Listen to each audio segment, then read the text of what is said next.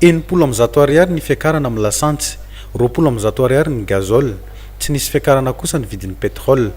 Mbola tsy nanome fanazavana mikasika ity fiakarana vidintsoloka iny tompony andraikitra teto amin'ny fivarotan-tsoloka nandalovanay, nambarina nefa fa tsy misy ahina ny tahirin-tsoloka eto amintsika. Ho an'ny fitateram-bahoaka eto Antananarivo renivohitra, efa nisy ny mampiakatra sarandalina 500 ariary ny zotra pitaterana 700 amby zato, mampitoy ny Ankatso sy 67 hectara. Izy aloha ohatra ny hita hoe mafy be le hoe miakatra le gasoil satria vetivety kely zany le izy de miakatra nefa le voyageur tsy mahatrapa an'izay mihitsy.